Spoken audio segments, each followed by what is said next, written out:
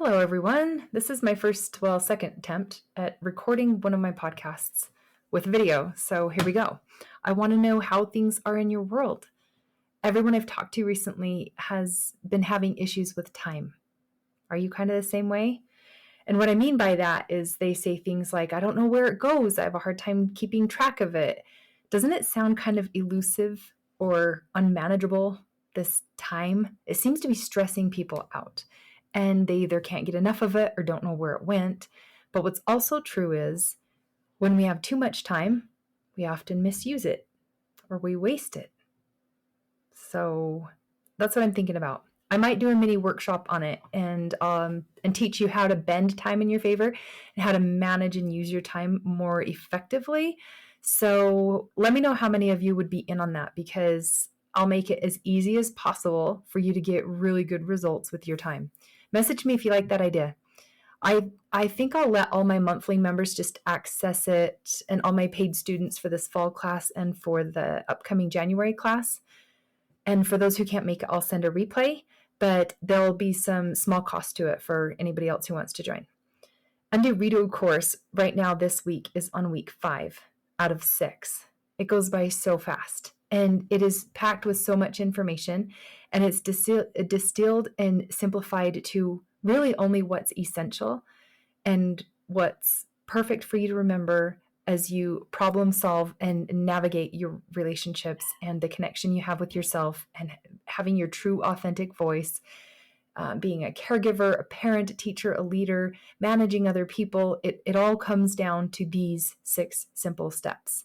So I just love my course, and all my students are loving the course, and we're flying right through it, and it's almost over. It's a bittersweet.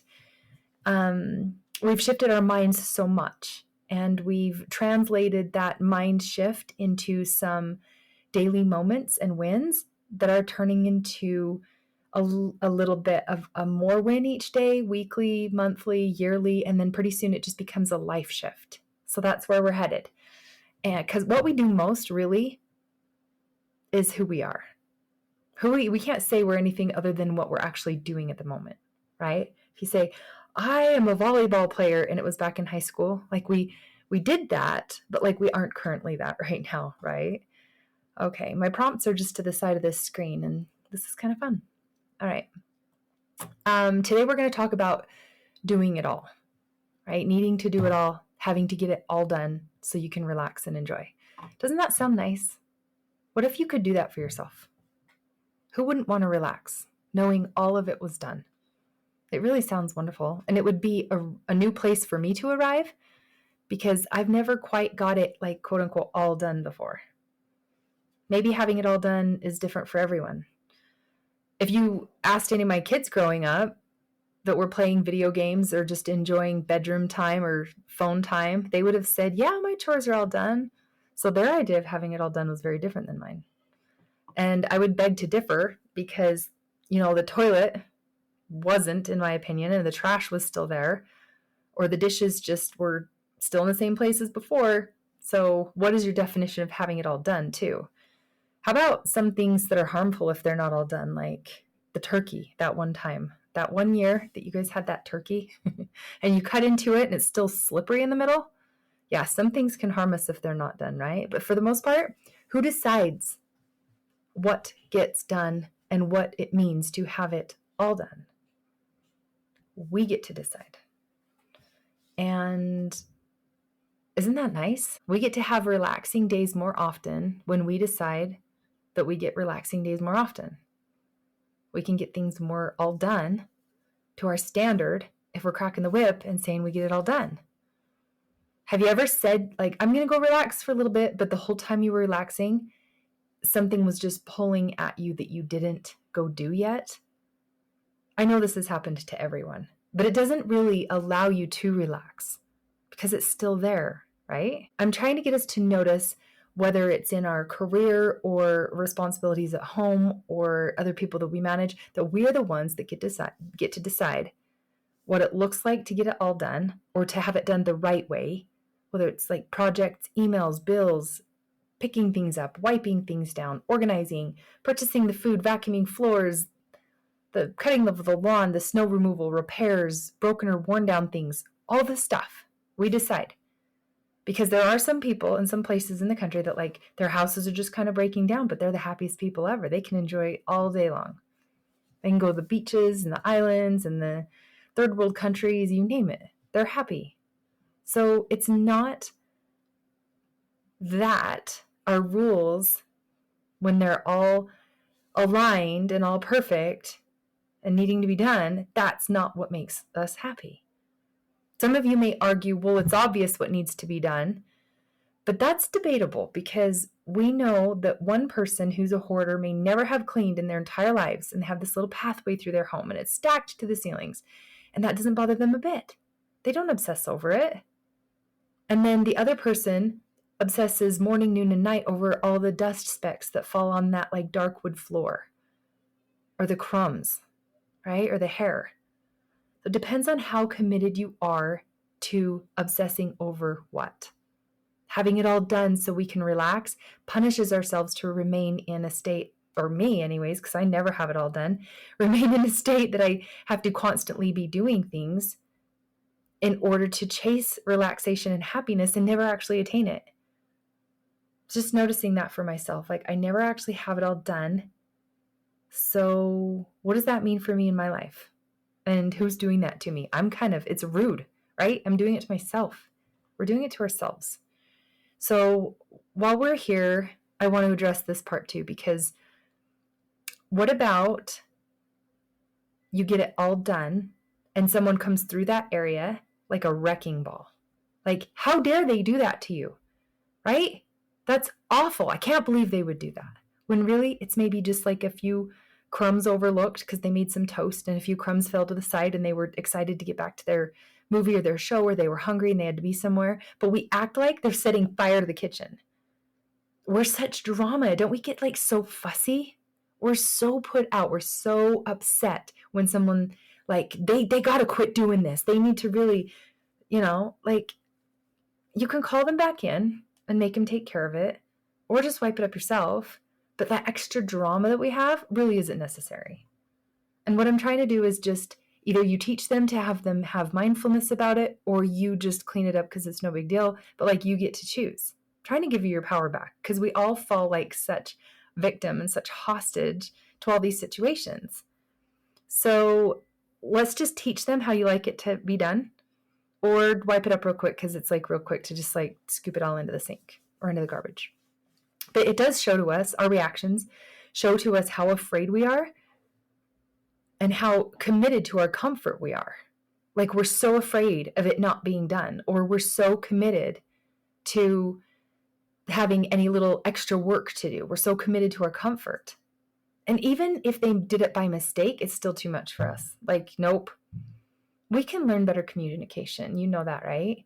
We can have an emotional resilience when we decide not to make such a big fuss over it. And that's what confidence is. It's knowing that we can get through and not make things like a bigger deal than they are, and start counting on ourselves to know that we can do what it takes. Like, what do I want to do in this situation? Do I want to teach them like how to do this properly? Or do I just want to do it real quick because it's not that big of a deal and talk about it later? Like it gets to be you, but it doesn't have to be with so much drama, right? We can make excuses like, well, they did this, and so that's like your excuse to lash out and have bad behavior. What if you're rude to them and it's because they left that there? I would take ownership of it because we can't change anything that we don't own. But in all reality, it's our standard, not theirs.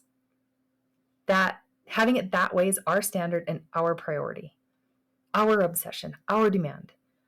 We can request of them, right? We can try to teach them and hope that they remember.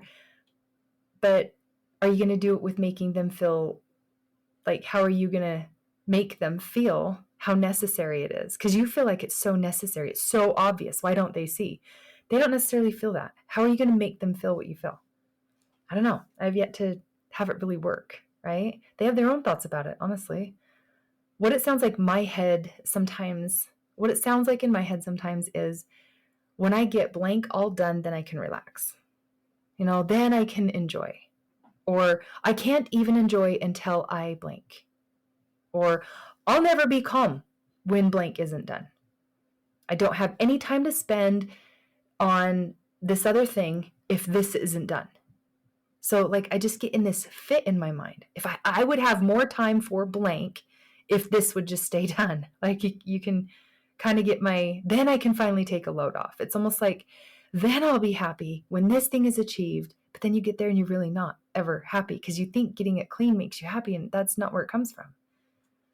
But what happens is we're not allowing ourselves to be happy, calm, relaxed, or enjoy when it's all done, right? We could argue that it's not all done more often than it is. I feel like the dishes are always needing to be done. The laundry is always needing to be done. Like my business, my job, my emails, my content and the creation and the students, like it's never all done. So that means I would never enjoy. That would mean I made the decision to be such a slave to everything I'm doing and everything that I have to have be a certain way. I've decided beforehand that so I'm just unable and simply cannot or won't enjoy relaxation, calm, or being present in the moment until it's all done. That kind of slave drives me 24/7 because we can't escape our minds or our bodies or our thoughts. It really is the fastest way to fry your nerves and to set you in a state of like panic and anxiety and decide that you're OCD and that you have issues and that this is just who you are. It never lets us see the journey or how to trust the process or how to go with the flow because we just decided we're not allowed to till it's all done, right? We never pass through the discomfort of allowing it to be there or noticing it's just the process of life. Maybe you learned how to treat yourself this way, like the crack in the whip. Maybe your parents did that. It's quite possible that they sent the message to you somehow that you must be miserable until you pay the price, or only when you go through some grueling hard work, then you can have enjoyment. It's quite possible that that's where you've learned it even. But wherever you picked it up, whenever that was a decision that you made to set like this standard, I want you to consider undoing it. Before you get mad at me for saying that, because that's how you get stuff done. I know there's many of you that will say, but it needs to be done. Like, you can't tell me it can't be done. It has to be done. And I know I understand that. I just want you to hear how true it is that you are committed to the fight of having it done. So much so that it's just not enjoyable. Let's just play with waiting. What if you did it kind of drama-free instead of a fit? Like, what if you just didn't have it done and learned how to manage yourself around it? Just consider it doesn't have to be done. You could go have a great conversation with someone still. You go play on the floor with your kids. You could have a super deep connection with someone who really needs you right now and still not have it done. But that could be enjoyable, right? That could be pretty rewarding. And then in the back of your mind, you could just know you'll get it done when you can. And it's just not right now. It's just going to wait for you for a minute. And you could truly let yourself enjoy what's in front of you at the moment if you are having relaxed time because you did need a break. And I'm all about like take a break when you need it. I really am. But you can clean it when you want to because it needs to be clean without all the complaints, without all the blame, without causing yourself unnecessary stress and resentment to people around you. That icky, blaming, resentful feeling that you get inside. All right? Whenever you find the time to get it all done at once, when is that going to happen? I know it doesn't happen for me in my life. I cannot ever really find the time to get it all done at once. So you can choose what you want to go after and do what you said you would. Even if you're just guessing like, I'm going to do it tomorrow morning, maybe you'll get interrupted. But do what you can. Start. It's better than not trying at all. People who have a hard time getting stuff done are opposite of the people who have to have it done and they just don't stop and they're disciplined, right? They make themselves do it at the cost of themselves sometimes. But when it seems right for you and when it's time, just don't even question it. Just go do it. Now, if your baby woke up from a nap during the time you said you were going to do it, it's during nap time, and it's just interrupted, or like grandma calls and she needs someone to drive her to the doctor, you can chip at it little bits at a time. You can get really creative if you have a young family and you don't have a lot of time and you're a working mom and all of the above. You can chip away at it as best you can You can delegate some of it. You can split it up when possible. You can have someone come over, like the neighbor girl, pay her to come over and help you. You can move it into a different time slot if you absolutely just did not get to it when it was in your calendar. If you totally missed all of it when the time was planned. Just know that you can do something about it. You get up earlier, you go to bed later. If you're not willing to do it, instead of complaining about it, just figure some other creative way to get it done without causing yourself any undue stress and without lashing out at everyone around you for maybe your lack of or misuse of time and lack of commitment to it, right? No one's coming to make sure you get these things done because we're all adults here. If you are there for yourself in a kind and graceful way, science has proven that if you have grace for yourself and you're very compassionate for all you do, for all you've been through and all you've gone through, that you're most likely to go make things happen for yourself that you need, that you want to. You don't wait around in pity hoping somebody else will come do it. You're like, this is okay. I've been going through a hard time. I got this. I'm just going to go do this thing for myself. It's more of a gentle place, less disciplinary. It's not getting mad at yourself, judging yourself, decreasing your worth. Because quite honestly, nobody likes to show up and get everything done for somebody who's treating you like that. Even when you're treating yourself like that, you'll show up less. So just science has proven that compassion and kindness to yourself and just having that grace for all you're doing and how you're like rocking it and how awesome you are. Even kids in elementary school, like in a classroom, they're less likely to ask for help from the teacher when they really need it. They're less likely to turn in homework or get answers right from a brash teacher who's very disciplinary and demanding and shames you and makes you feel kind of like dumb, says things that are critical and rude to either you or to the other kids. It's kind of threatening, right? So if we're doing that inside our own minds, it's no wonder we don't show up for ourselves. And then we're all mad. We're mad that we have fear. We're mad that we have anxiety. And then we try to numb it and mask it. And it causes all sorts of problems when we don't face it. But think about children who only respond when mom is out of control angry, right? The parent can motivate people by cracking the whip of fear.